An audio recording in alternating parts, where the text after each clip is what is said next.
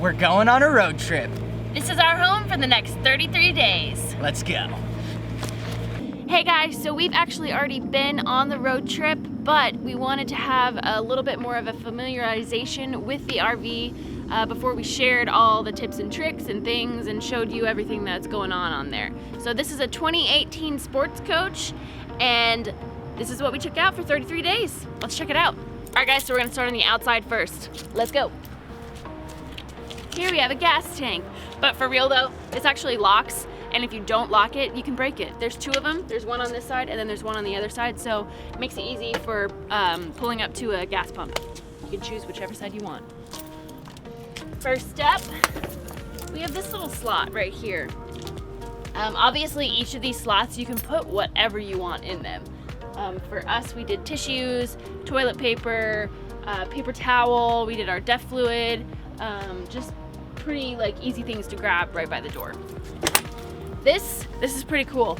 So it actually slides out, and what we did is we put our suitcases on here and it made it easily accessible. The only problem with this is that if you have a really jam-packed suitcase, there's this middle piece in here and it'll bump it, so then you won't be able to pull this out. But it still worked really great. We were each able to pull our suitcases out when we needed them. And it was a great thing to have. Next up, more storage. You'd actually be really surprised at how much you can fit in this thing. Like, we brought so much stuff and we were like, oh man, I don't know how we're gonna fit it all, but we did, and it still had space to put stuff into it. So as you can see, it's pretty deep. Got a lot of good room. Next up, another little slot. We actually put our propane tanks in here for our grill. And we put wood and lighter fluid, stuff like that. Again, you can put pretty much whatever you want in these tanks, or in these slots. This is actually, right here, this is actually one of the water tanks. Right here, just another small space. I think we actually put some games and stuff in here. It's a pretty narrow one. As you can see, there's a lot of electrical cords and things going on in here. So this spot right here, this is actually where you put the DEF fluid in, and this is a really important thing to have when you have a diesel RV. You have to fill it up. We were gone for 33 days. We filled it 3 times. So it's an important fluid, and this is where you fill it up at. There's a stairwell right Stairway there. to heaven right here. The guy that rented it to us was like, yeah, use that because you can get some really cool footage and stuff. So honestly, that's primarily what we did it for. We had to check the AC unit once because we were having some issues, so I went up there for that. But for the most part, I just used these steps to get cool photos. All right, guys, onward. This is where the generator is. Obviously, you can't really see it, but it's in there. All things we know nothing about. Yeah, I mean, honestly. But it ran great. Yeah, it did. That thing was a behemoth. We had to run it quite a bit. Yeah. Another storage compartment. Kind of the same as the other side. We actually put some drinks and dog food in there. So, like I said, again, this is a lot more spacious than you would think. Also, sorry, back here, this is the other gas tank. All right, here we have the other side to the slide. But again, this is just the other side. So like I said earlier, it makes it easy. You can slide it out both ways unless you've got a massive suitcase that hits the middle piece, and then you can't slide it out. All right, guys, here we have just the other side of that compartment over there. We put the grill, things like that in there, fishing poles. Can't stress enough how much space this thing has. And here we have, this obviously all came with it. These are all the hoses for dumping. So lots of them. There's not a lot of fun stuff. Tell them what that was. What? That tank that we didn't know. Oh, this? Okay, so this is actually gray tank number 2, which we didn't know existed until about a week into the trip when the sink started to clog and fill up, and we were like, what the heck? We got a tour of this thing, but it was probably like a quick 10-minute tour, and so the guide didn't tell us that there was 2 different tanks that you had to empty. So we figured that out on our own, yay us, and I was super proud. But yes, you have to empty all of the tanks. So we would have to hook one up. You can't see it obviously because this is all the tubes, but we would hook one up here And then we'll show you the other place we hooked it There up. it is, Yeah, so right there. there's the hookup right there. Then we would come over to this one. All right, here's our main important compartment. This is one gray tank.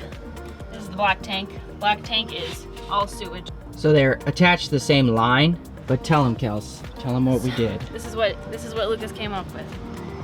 Black before gray keeps it a happy day. Gray before black, you're never going back. So basically, what you want to do is empty the black tank first so that the gray tank can rinse out the black tank and rinse out the rinse out the hose that had all of the sewage, which, yes, poop and pee. So, And throw. and important, when you take off this hose, you want to make sure that these levers are completely closed, because otherwise when you open this again, you're gonna have sewage all spilling out before you hook up the hose, and you don't want that to happen. That happened to us once. Thankfully it was a gray tank and not the black tank that was open, but it still smelled. So, here we've got the hose hookup. So you got the city water connection. So this is what you hook up to whenever you're at an RV park, and it's got water connections. You always want to hook up to the sewer or to the city water connection. This freshwater tank fill. So if your freshwater tank is low, you can fill it up using any kind of city water connection. Sometimes city water connection may not be potable, but I think everywhere we went it was pretty much potable. So sewer tank flush. This is really important. First of all, you want to use a different hose. You don't want to use the hose that you use for city water connection, because if you get any kind of backup into your hose, that's disgusting, and you don't want that kind of water coming through your normal system. So there's two different hoses, and I'll show you them in a second. The sewer tank flush, though, it's great for when you're done emptying the tanks. You hook up the water and you have it run through, and it basically rinses out the tanks and then rinses out the hose. So it's important to do, especially too, because you don't want to leave any kind of poo residue in there. So Yeah, that is not sexy at all, but I cannot stress to you how important this section was in our 33 days. Oh, yeah. Because Kelsey and I, Nathan did it a lot, Richie helped us some, but we were the primary kind of dealing with that. That is a huge part of RV life. Guys, I know it's gross, but I loved doing it. It was fun. So weird, but she really did. Really fun. She was like every time we stopped, it's I got the hose, I'll go clean it out. I was always like, okay, have fun. Okay, so we weren't actually told which hose was the city water connection hose, but I assumed the nice one was, so that's what we went with. So this was the city water connection / freshwater tank hose that you want to use. This was the hose that we use for sewer tank flushes. It's just kind of the crappy hose. This batteries, as you can see, Oh, there's that's the propane tank. several of them. There's 3 back there. So obviously this thing uses a lot of power. And yes, that is the propane tank. We didn't have to fill it, but if we owned this RV, there would be times when we would need to fill it. Nice thing about some of the RV parks is that they actually sell propane that you can fill, or I think some even had it for free. So it was just kind of part of the, the charge of staying there.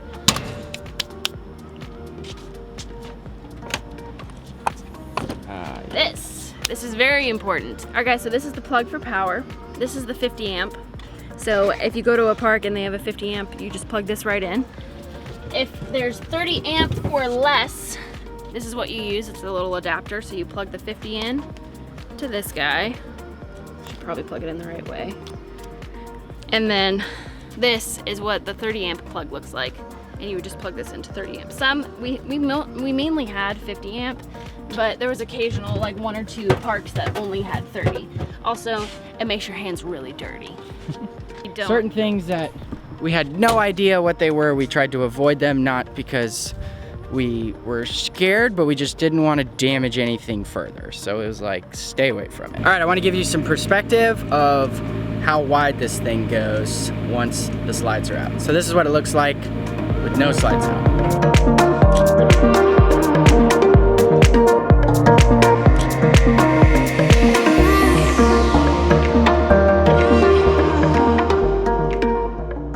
this is what it looks like with the slides out.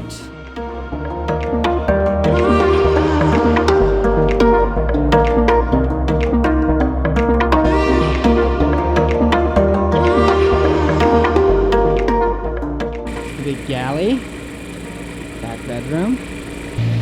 That's the kitchen, and that's the back bedroom.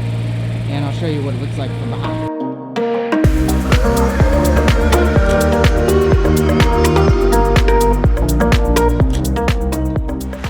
This particular RV has 2 awnings on it. One just above the door, and then it has another one that is the main awning that goes over a lot of these compartments. And then we'll show you a little special feature that it has that's pretty cool. That is nice for evenings if you want to stay outside. So I'll show you here in a sec. So super bougie, but obviously you see there's a really nice awning. And this is always gonna be like your campfire, picnic table side. So, but it has a TV outside. Granted, it only plays DVDs, and the DVD player is actually under here. Pretty stinking cool though. I mean, how many RVs have TVs? Actually quite a lot now. The newer ones have outdoor TVs, but this thing has 4 TVs. All right, let's show you the inside. All right guys, so this is what it looks like on the inside when it's closed.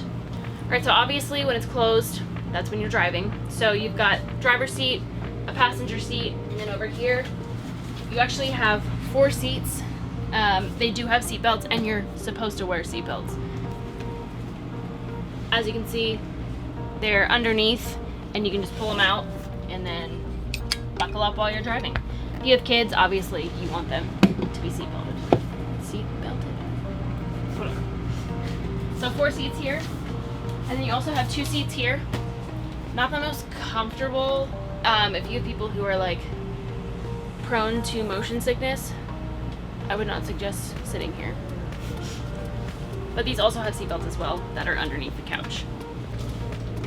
To start, the door obviously opens, but there's also a screen which you can have this open wide and just have a screen. If it's a really nice day, if the weather's beautiful, if it's cool, you can get a nice cool breeze. We didn't honestly really use this a whole lot because we have dogs, and we didn't want them to be able to see out and bark at other things.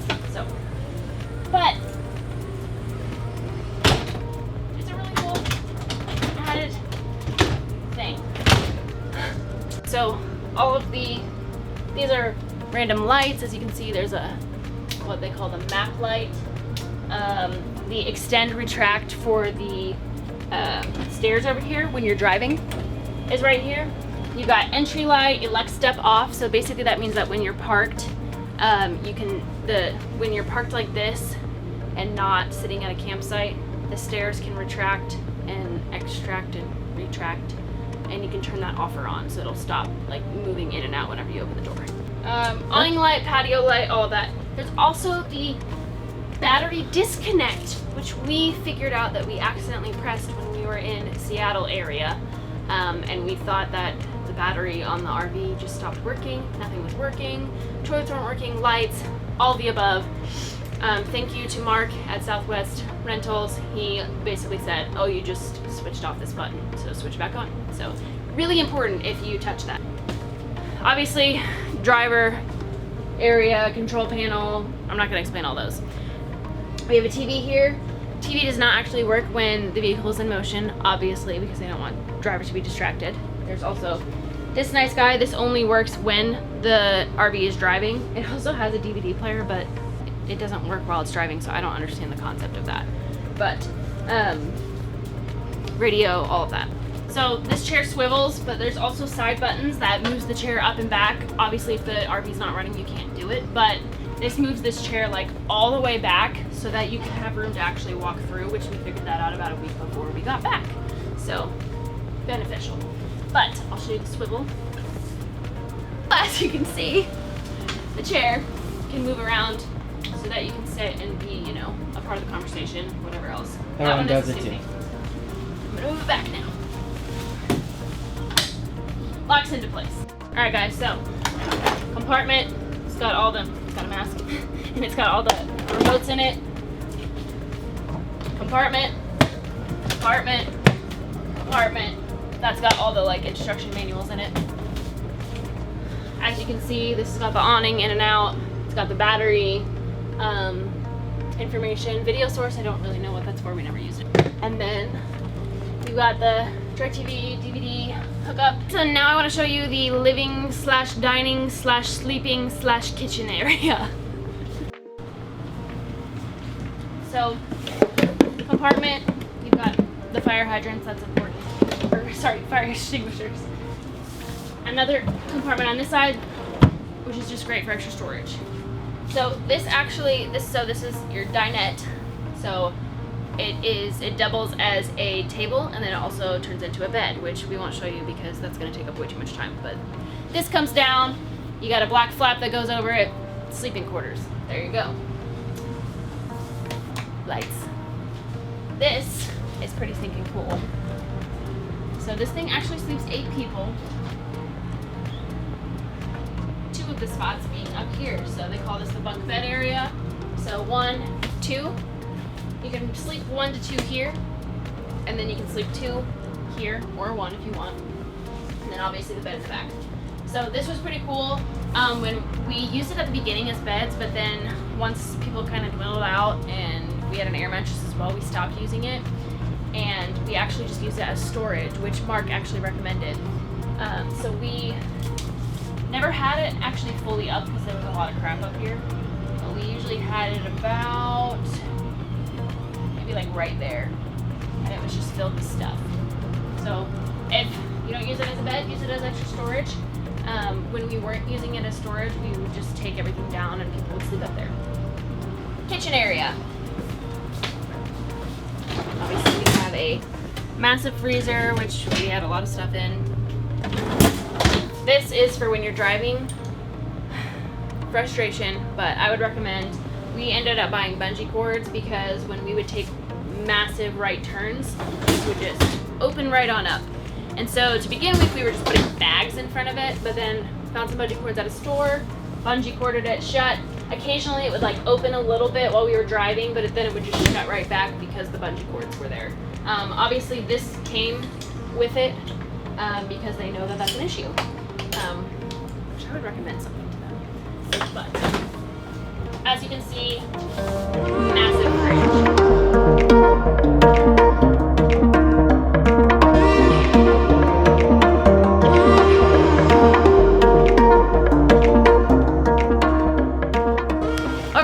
All of the drawer space, which ended up being quite a bit more than we thought. Like we were able to put all of our utensils and things in there.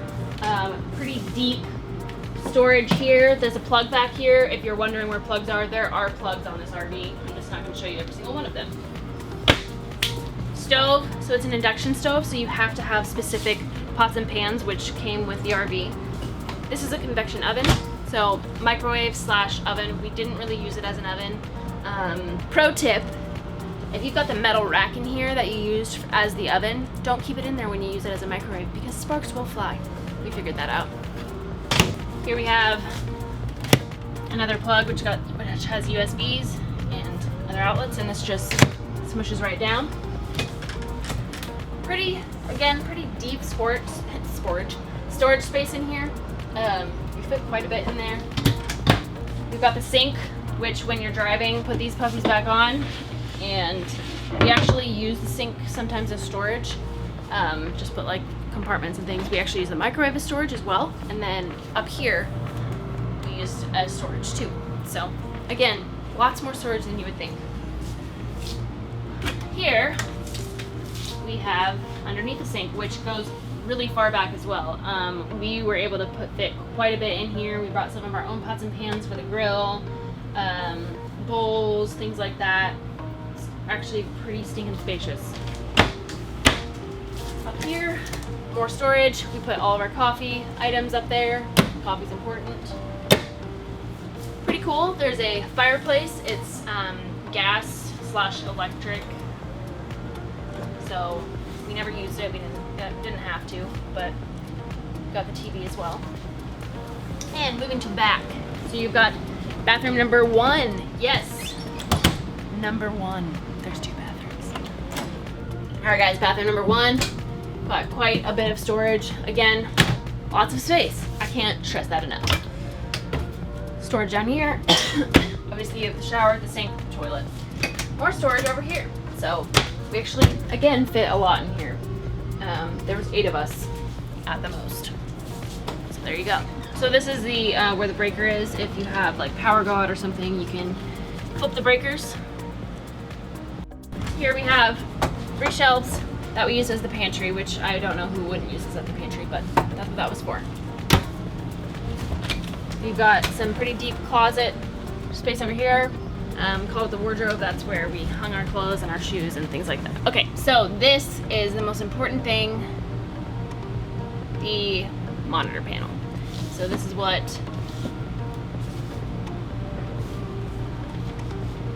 retracts the awning, which I'm doing right now.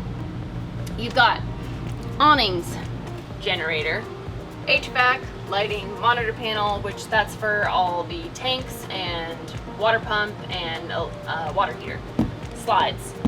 Obviously, this is all very important. It's something that you use literally all the time. And if it's not working, check that little battery button in the front. That might be why. One note, stabilizers do have to be down before you open the slides, and ours are down right now. Welcome to the bedroom.